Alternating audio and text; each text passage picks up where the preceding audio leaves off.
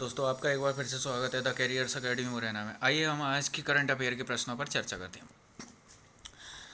और इस वीडियो की अगर आपको पीडीएफ चाहिए तो इस पीडीएफ की लिंक आपको डिस्क्रिप्शन में मिल जाएगी। आप वहां से पीडीएफ डाउनलोड कर सकते हैं। भारत का कौन सा गांव अपनी सभी वयस्क आबादी का वैक्सीनेशन करने वाला भारत का पहला गांव बन गया है? ऐसा कौन सा गांव है जो भारत का जिसने अपने गांव की जो 18+ उम्र से ऊपर के जो भी वयस्क नागरिक हैं उन सब का वैक्सीनेशन किया है? तो ऐसा भारत का पहला गांव बन गया है। ऑप्शन है आपके बेयान, बाचागांव, गहमर या इनमें से कोई नहीं। देखते हैं इसका सही आंसर क्या है। इसका सही आंसर है बेयान। तो जो बेयान गांव है ये भारत का पहला ऐसा गांव बन गया है जिसने अपनी सभी आबादी 18+ आबादी का संपूर्ण वैक्सीनेशन किया है। अब ये बेयान गांव कहाँ पड़ता है? तो ये जो बेयान गांव है ये पड़ता है आपका जम्मू कश्मीर में। तो जम्मू कश्मीर के बारे में हम थोड़ा सा कुछ जानते हैं। जम्मू कश्मीर, जैसे कि हमें पता है कि पहले जम्मू कश्मीर एक राज्य था, लेकिन उसी जम्मू कश्मीर राज्य के का बंटवारा करके दो नए केंद्र शासित प्रदेश बनाए गए हैं, जिसमें से एक जम्मू कश्मीर, दूसरा लद्दाख। तो जो जम्मू कश्मीर के इस समय के जो उपराज्यपाल हैं वो हैं मनोज सिन्हा। ऑप्शन में एक और ऑप्शन दिया था अपना जैसा का बाचा गांव। ये जो बाचा गांव है मध्य प्रदेश के बैतूल जिले में भारत का पहला गांव है जो 100% सौर ऊर्जा से संचालित है। अगला दूसरा प्रश्न देखते हैं हम।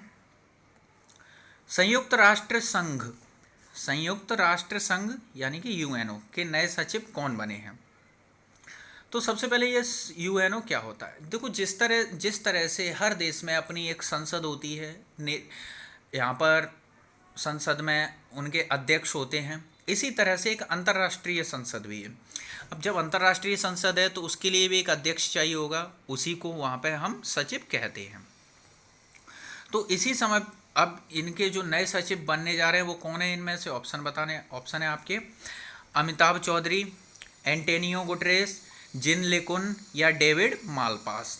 तो इनमें से इसका सही आंसर है एंटोनियो गुटरेस। वर्तमान समय पे भी एंटोनियो गुटरेस हैं और इनको पुनः दूसरे कार्यकाल के लिए चुना गया, यानी एंटोनियो गुटरेस दोबारा से यूएनओ के नए सचिव बनाए गए हैं। ये एंटोनियो गुटरेस हैं, ये पुर्तगाल देश के हैं और इनका जो दूसरा कार्यकाल है वो 1 जनवरी 2022 से शुरू होगा। यानी कि हम कह सकते हैं 31 दिसंबर 2021 तक अभी इनका पहला कार्यकाल ही है और 1 जनवरी से इनका दूसरा कार्यकाल शुरू हो जाएगा। अब यहाँ पर जब यूएनओ की बात हो रही है तो हम यूएनओ से जुड़े कुछ पॉइंट देखते हैं। जैसे कि यूएनओ की स्थापना कब हुई? यूएनओ की स्थापना हुई 24 अक्टूबर 1945 को। 1945 जो हमारा जो द्वितीय विश्व युद्ध हुआ था, जिसका युद्ध विराम 1944 में जो हुआ था, उसी के बाद 1945 में भविष्य में ऐसा कोई संघर्ष ना हो, विश्व युद्ध ना हो, इसी के लिए एक ऐसी संस्था की आवश्यकता पड़ी और यूएनओ की स्थापना की गई। भारत इसका सदस्य 1945 से ही है। देखिए उस समय हम पर जो भारत देश पर है इंग्लैंड का आधिपत्य था और इंग्लैंड इसके संस्थापक देशों में से था। तो हम साथ ही साथ हम भी कह सकते हैं कि भारत भी इसका संस्थापक देश है, या 1945 से ही भारत इसका सदस्य है। यूएनओ के जो पहले सचिव थे वो त्रिगवेली थे और जो नॉर्वे देश के थे, और वर्तमान में एंटोनियो गुटरेस जो पुर्तगाल के हैं। अगला प्रश्न देखते हैं। न्यायमूर्ति संजय यादव किस हाई कोर्ट के नए न्यायाधीश बने हैं? Allahabad high court, Patna high court, Bombay high court या इनमें से कोई नहीं। तो इसका जो सही आंसर है वो है इलाहाबाद। तो इलाहाबाद हाई कोर्ट यानी कि उत्तर प्रदेश के जो नए मुख्य न्यायाधीश बने हैं वो हैं संजय यादव।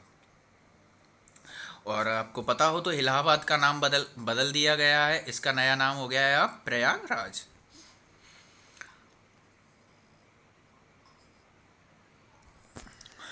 अगला प्रश्न है चौथा। शिशु सेवा योजना किस राज्य सरकार ने शुरू की है? तो जो शिशु सेवा योजना किस राज्य सरकार ने शुरू की है? ऑप्शन है आपके बिहार, असम, गुजरात, दिल्ली। तो ये शुरू की है असम सरकार ने। तो शिशु सेवा योजना असम सरकार ने शुरू की है। तो अब जब असम की बात हो रही है तो असम के इस समय के जो वर्तमान सीएम है वो हैं हेमंत बिस्वा। अब ये योजना क्या है?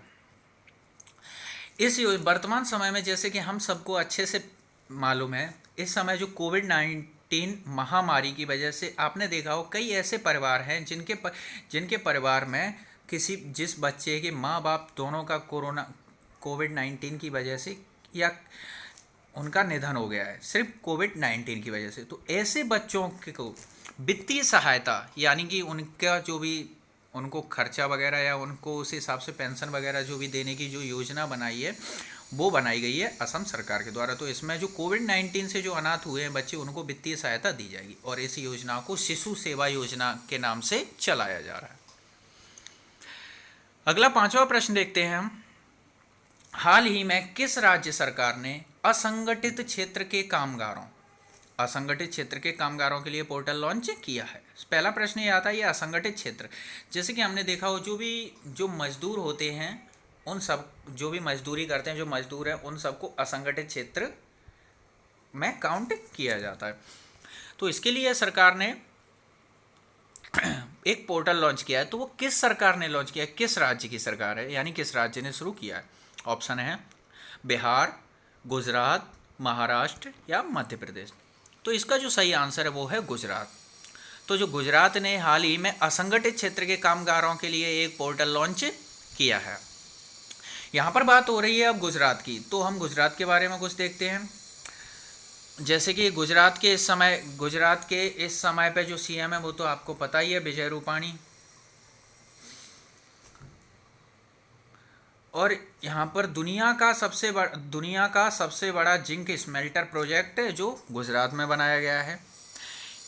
और गुजरात से और योजनाएं भी संबंधित, जैसे मुख्यमंत्री महिला उत्कर्ष योजना, जैसे कि महिलाओं के सशक्तिकरण से संबंधित, किसान सर्वोदय योजना, यानी कि इसमें किसानों को जो भी बिल वगैरह या जो फसल के लिए कुछ सब्सिडी जो सुविधाएं दी जाती हैं सरकार की तरफ से, इसमें किसानों को। तो ये कुछ योजनाएं हैं गुजरात से संबंधित हैं, इन्हें भी याद रखिएगा। अगला 6वां प्रश्न देखते हैं। 6वां प्रश्न है, विश्व ब्रेन ट्यूमर दिवस कब मनाया गया है? जो हाल ही में मनाया गया है या किस दिन मनाया जाता है? तो आप इसे याद रखना है, 7 जून, 8 जून, 9 जून और 10 जून। तो ये मनाया गया है 8 जून को, विश्व ब्रेन ट्यूमर दिवस। इसमें देखो ये ब्रेन ट्यूमर क्या होता है, इसमें एक शब्द आ रहा है तो इसे भी जान लेते हैं हम। ब्रेन ट्यूमर, जैसे कि हम सब लोग जानते हैं कि जैसे कि हमारे शरीर पे कहीं भी गांठ गठान वगैरह कुछ भी हो जाती है तो उस चीज़ को नाम दिया जाता है, हम लोग उसको कैंसर नाम देते हैं। उसी तरह से जब ये मस्तिष्क के अंदर अगर इस तरह का कुछ भी हो जाता है, कोई भी गांठ टाइप में पड़ जाती है, तो उस चीज़ को ब्रेन ट्यूमर कहा जाता है। तो ये भी एक तरह से कैंसर ही होता है। तो इसके लिए लोगों को जागरूक करने के लिए ये दिवस मनाया जाता है। अगला 7वां प्रश्न देखते हैं। फुटबॉल एसोसिएशन की पहली महिला अध्यक्ष कौन बनी है? ऑप्शन है आपके सोमा मंडल, डेबी हैबिट, क्लेयर कोनोर या इनमें से कोई नहीं। तो जो फुटबॉल एसोसिएशन की पहली महिला अध्यक्ष कौन बनी है, तो इसका सही आंसर है, तो ये बनी है डेबी हैबिट। जो डेबी हैबिट है, यानी ऑप्शन दूसरा सही है, डेबी हैबिट फुटबॉल एसोसिएशन की पहली महिला अध्यक्ष है, इसलिए इंपॉर्टेंट बनता है हमारे लिए। अगला और 8वां प्रश्न है, हाल ही में डिंको सिंह का हाल ही में निधन हुआ है। टिंकू सिंह का हाल ही में निधन हो गया है, वह कौन थे? ऑप्शन है आपके बॉक्सिंग स्टार, अभिनेता, कवि या एक्टर। तो वो इन निम्न में से कौन थे? तो इसका सही आंसर है वो एक बॉक्सिंग स्टार थे।